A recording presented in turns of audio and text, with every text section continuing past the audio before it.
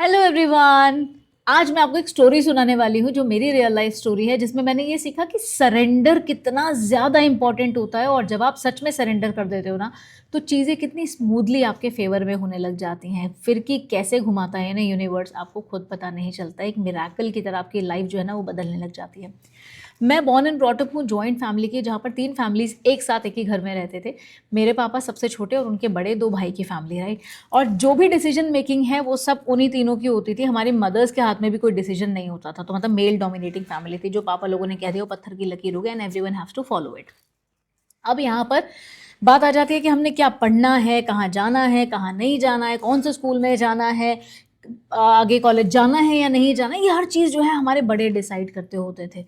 अब यहाँ पर क्या हुआ कि मेरे जो ताऊजी थे, ही वॉज एजुकेटेड, वो पढ़े लिखे थे। मेरे पापा बहुत ज़्यादा एजुकेटेड नहीं थे, बट मेरे ताऊजी डबल मास्टर्स थे। तो उन्होंने क्या किया, उन्होंने बीएड का फॉर्म भरवा दिया, मेरा भी और मेरी कज़न का भी, अपनी बेटी का भी। तो हमारे बीच में 5 मंथ्स का डिफरेंस होगा। फॉर्म भरवा दिया बीएड का। तब तक के लिए ना मन में नहीं था कि टीचर बनना है या बीएड क्या, बीएड की वैल्यू क्या होती है, बट ठीक है, उन्होंने फॉर्म भरवा दिया। हमने जो है फॉर्म भर दिया। ओके, एग्ज़ाम डेट आई। कोई पढ़ाई नहीं करी, कोई तैयारी नहीं करी, मस्ती मस्ती में चले गए पेपर देने के लिए। और पेपर देके जब वापस आए हैं, तो जो हमारे साथ ग्रुप ऑफ गर्ल्स गया था हमारे शहर से, क्योंकि हमें दूसरे शहर जाना था एग्ज़ाम देने के लिए, तो वो तो अब पेपर डिस्कस कर रहे हो, इसका ये आंसर, इसका ये आंसर, इसका ये आंसर। अब मैं तो अपनी कज़न का मुंह देखूं कि हम दोनों ने तो पढ़ाई भी नहीं करी थी, अब क्या करें। तो चुप कर जाओ, वापस चलते हैं घर।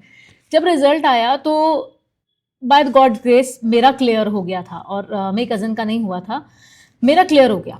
ऑल्दो ये मैं जानती थी कि मैंने कोई मेहनत नहीं करी थी उसके लिए, ये मैं जानती थी। अब क्या हुआ, अब उन्होंने बोला जी शादी करनी है, हमें नहीं पढ़ाना तुम्हें। क्यों? क्योंकि अब उसका कज़न का तो निकला नहीं, अब दोनों का निकलता तो दोनों साथ में पढ़ लेता। अब अकेले को कहाँ भेजेंगे पढ़ने के लिए, है ना? तो घर से बाहर तो बेटियां तब वैसे भी बहुत रेयर जाती होती थी, बहुत ही रेयर जाती होती थी। अब यहाँ पर उन्होंने, अब एक की शादी करनी है तो तुम्हारी भी शादी करनी है। अब मैं बड़ी परेशान अपने पापा के आगे मैं रूँ, पापा मुझे पढ़ना है, मुझे पढ़ना है। तो पापा मना करते थे कि नहीं बेटा, अब ताऊ जी से पूछो, ताऊ जी से पूछो। अब ताऊ जी को पटाने लगे। एक दिन बड़ी हिम्मत मारी, बात करना कौन सा आसान होता था अपने बड़ों से, बहुत ही डर लगता था अपने बड़ों से। बड़ी हिम्मत मार के अपने ताऊ जी के पास गई और बड़े प्यार से बोला, बड़े पापा मुझे ना पढ़ना है। मैंने देखो एंट्रेंस क्लियर किया है, मैंने इतनी मेहनत की है, देखो मुझे पढ़ना है, मुझे भी शादी नहीं करनी है। तो मैंने ये भी बोला कि अगर अगर उसका भी पेपर क्लियर हो जाता तो शायद उसके उसके पापा उसे भी पढ़ाते। मतलब वो मेरे बीच वाले ताऊ जी थे जिनकी बेटी थी, और मैं सबसे बड़े वाले ताऊ जी से बात कर रही थी। उन्होंने कहा नहीं बेटे, आगे और भी बच्चे हैं, हमें सबकी शादी करनी है, तो अगर तुम्हें पढ़ाते ही रहेंगे तो बाकियों की शादी भी कब करेंगे, तो हमें तुम्हारी शादी करनी है। एंड आई वाज लाइक, मैं बहुत रोई उस समय, बहुत ज़्यादा, बहुत कंट्रोल करने की कोशिश की। मम्मी के आगे रोई, पापा के आगे रोई। पापा ने भी कोई डिसीजन नहीं लिया, मम्मी के हाथ में कुछ नहीं था, ताऊ जी ने क्लियरली मना कर दिया था। अब मेरे पास क्या रास्ता बचता था? शादी करने का, और कोई रिश्ता था ही नहीं। कुछ नहीं हुआ, अपने रूम में गई, बंद किया अंदर से, और जिन गुरु को मैं मानती हूँ उनके आगे बहुत रोई, उनसे बात करके बहुत रोई। उनकी फ़ोटो को देख रही हूँ, रो रही हूँ, रो रही हूँ। बाबा जी आपको पता है सब आपने करना है, मेरे हाथ में कुछ भी नहीं है, कोई मेरी नहीं सुनता है, मेरे को शादी नहीं करनी है, मुझे कुछ करना है अपनी लाइफ में। बहुत रोई, बहुत रोई। और रोते-रोते मैं सो गई। मतलब 1 से डेढ़ घंटा मैं कंटिन्यूअस रोती ही रही होंगी कि मेरे को पढ़ना है यार, क्यों मेरी शादी कर रहे हो? और और नियरली उस टाइम पे शायद मैं होंगी 21 से 22 साल की। और तब जब मैं खूब रोई ना और रोते-रोते सो गई, मुझे नहीं पता क्या चमत्कार कहाँ से कैसे हुआ। 2 दिन बाद, आफ्टर 2 डेज़, मुझे बुलाया जाता है कि शुभा तुम्हें बड़े पापा बुला रहे हैं। And I was like shit! बड़े पापा क्यों बुला रहे हैं? वो धड़कनें तेज़ हो जाती हैं ना, सारी चीज़ें घूम जाती हैं, क्या-क्या गलतियाँ करी हैं तुमने? कहाँ क्या कुछ गलत तो नहीं बोल दिया किसी को? कहीं कुछ गलत तो नहीं कर दिया? कहीं कोई कुछ सुनने को तो नहीं आ गया? उनको क्यों बुला रहे हैं? सब डर लग जाता था, ऐसे ही जैसे जब मीटिंग में हमें बुलाया जाता था तो। अब पापा जी और जो बड़े पापा हैं वो मीटिंग में बैठे हुए थे। अब आपस में डिस्कस किया, मुझे बुलाया गया। तो ताऊ जी ने जब मुझे बुलाया और मीटिंग में बैठे और मुझसे पूछते हैं कि काउंसलिंग कब है तुम्हारी और कहाँ पर है? क्या तुमने कोई कॉलेज शॉर्टलिस्ट वगैरह किए हुए हैं कि कौन-कौन से काउंसलिंग में भरने हैं? एंड मैं एकदम शॉक्ड देखकर कि ये क्या चल रहा है। मम्मी मेरे को देख रही हैं कि शुभा कोई जवाब देगी। मैंने कहा मैंने तो कुछ नहीं देखा, आपने मना कर दिया था तो मैंने तो कुछ भी नहीं देखा। तो उन्होंने कहा चलो कोई बात नहीं, हम ये सोच रहे हैं कि हम तुम्हें कोई नहीं, हम तुम्हें बीएड करा देते हैं।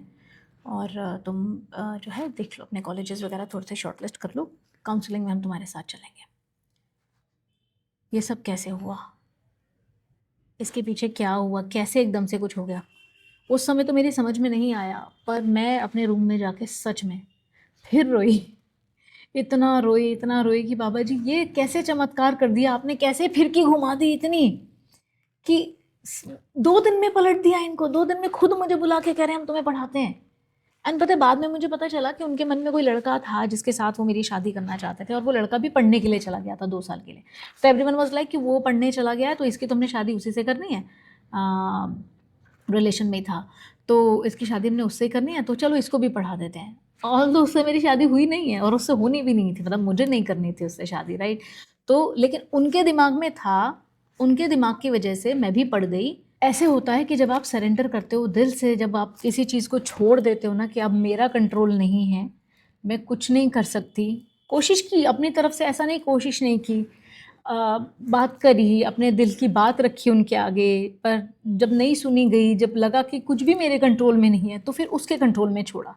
जब उसके कंट्रोल में छोड़ा तो उसने कैसी फिरकी घुमाई ना, 2 दिन के अंदर उन्होंने उनकी ना को हाँ कराया, एंड देन मैंने बीएड कंप्लीट की। तो कभी-कभी मैं जब अपनी लाइफ में वापस जाती हूँ ना, ऐसे बहुत सारे इंसिडेंसेस हैं जो मुझे याद दिलाते हैं जहाँ मैंने सरेंडर किया है और मेरे काम को ना मिराक्युलसली कैसे अंजाम मिला है, मेरे काम को मेरे फ़ेवर में काम हुए हैं। मैं हर एक चीज़ जो भी मेरी लाइफ के एक्सपीरियंसेस हैं, मैं आपके साथ ज़रूर शेयर करती रहूँगी, क्योंकि मैनिफेस्टेशन कोई कोई सीखने की चीज़ नहीं है। आप कुछ भी चीज़ चाह रहे हो इसके लिए कुछ सीखना नहीं है, कुछ छोड़ना है, बहुत कुछ छोड़ना है, बहुत कुछ रिलीज़ करना है अपने अंदर। बाहर से आप कुछ भी तब अट्रैक्ट कर पाओगे जब सच में अंदर से चीज़ें छोड़ पाओगे। और ये मैंने कुछ सीख के नहीं किया था, ये ऑटोमेशन में हुआ मेरे साथ। ये तो चीज़ें अब नाम में आती हैं कि आपने सरेंडर कर दिया या फिर आप जर्नलिंग कर लो, ठीक है, ये सारी चीज़ें तो अब आती हैं, बट ये सारी चीज़ें तो मैं बचपन में करती थी। तो हीलिंग और मैनिफेस्टेशन ये सब होता था, लेकिन वो बाय डिफ़ॉल्ट होता था, राइट? अब जब उनको एक नाम दे दिया गया है, अब उसको लोग एक नाम से जानते हैं, तो मैं अपने एक्सपीरियंसेस के साथ अपनी जर्नीज़ को यहाँ पे आपके साथ शेयर करते रहूँगी। जुड़े रहिएगा मेरे साथ।